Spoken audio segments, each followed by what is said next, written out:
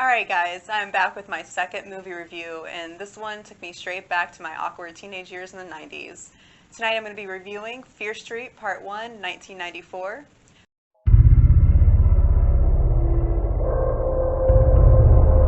So lather up in some cucumber melon lotion, slap on some Lip Smackers lip gloss, and grab some Dunkaroos, and let's dive on into 1994. So R.L Stine's Fear Street book series was a huge staple for my preteen and teen years. They were actually the first horror books I ever read, and my inner preteen squealed with excitement when I heard they were making a Fear Street movie series. So did this movie leave me squealing with excitement, or did it leave me needing more? Well, let's jump in and find out.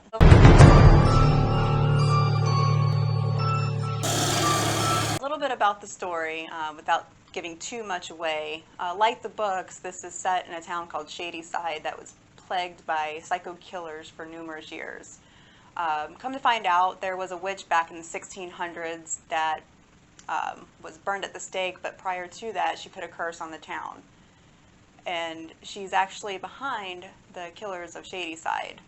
But that's all I'm going to say about that for right now. You have to watch and find out more. So the opening to this movie gave off a huge 90s vibe, and it opened with Nine Inch Nails' Closer. So hearing that right there, I was like, fuck yeah, this soundtrack's going to be amazing to this movie. So it's in a mall, and within the first 10 minutes, you have 9 kills. So I was pretty excited that they started off strong with getting right to the kills. So you definitely get a Scream vibe from the opening of this movie. The killer is actually in a skull mask, the skull mask killer, and it reminds you a lot of Ghostface Killer from Scream. So now we jump into the main story. So you're following a group of friends, and you get to see them fight against these slash-happy killers. You have your basic teen horror movie group of friends. You have the badass angry chick that's full of teen angst and is heartbroken. You have the brain who knows almost everything and anything about the curse and the killings that happen throughout the years. Then you have the witty class clown throwing in zingy one-liners for the comic relief. And then you have the girl that's been pretty much sheltered all of her life. And last but not least, you have the drug-dealing cheerleader. Well, maybe not so much on the drug dealing part, but hey, you got your jock in the mix. So the characters do mix well together, and for a Netflix movie, the acting is not too shabby.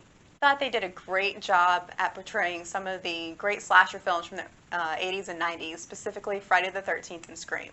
I already mentioned the Skull Mask Killer, but we also have the Camp Nightwing Killer, who gives off that Jason Voorhees camp counselor killing ass vibe. There are a few others mentioned, but not touched on too much, but Ruby Lane.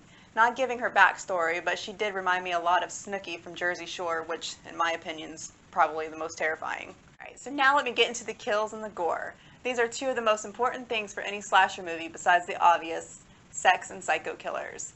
Now let me say, I'm a huge gore fanatic. When I watch a slasher movie, I want a bloodbath with a gnarly kill. My opinion, they nailed the kills in this movie. My favorite being the kill in the grocery store that included cake and a meat slicer. That's all I'm saying about that. Watch and find out. So with that being said, I'm probably going to catch some heat for this one because I know people were raving about the gore and killings in this movie. But with the exception of the meat slicer scene, I felt they missed the mark with the gore. If we added just a bit more blood to the kill scenes, it would have made my gore-loving heart extremely happy. The movie did have its slow parts. I so badly wanted to fast forward through most of the grocery store scene after that badass kill scene. I felt it was too drawn out and it could have been shortened and you still would have got the full effect of that scene.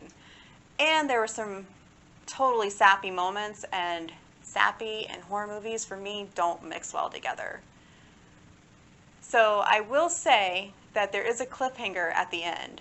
And from that scene, I think the next 2 chapters are going to blend very well together, so I'm really curious and excited to see how that's going to work. All in all, I thought it was a fun movie that definitely brought me back to my teen years, minus the psycho killers, of course. The soundtrack was a definite win for me, and the kills were pretty awesome. Again, just a little bit more gore. So, that being said, I give the Fear Street Part 1, 1994, a 3 out of 5 Jason Voorhees machetes, and the ginger slap of approval. It's definitely worth a watch. So let's see where 1978 takes us. Alright, well, if you haven't subscribed already and you enjoyed the review, do me a solid and hit that subscribe button. And make sure you hit that notifications bell so you're notified when my new videos drop. To those of you that have already subscribed, thank you again. And thanks for all the positive comments on my first movie review. It's really appreciated. I want to hear from all of you, so in the comments, drop your favorite gory horror movie and let's discuss it. Alright guys, so that being said, you can follow me on social media at Twitter, it's Ginger6, Facebook and Instagram, it's JyngerSlapz with a Z. And alright guys, until next time, have a good night.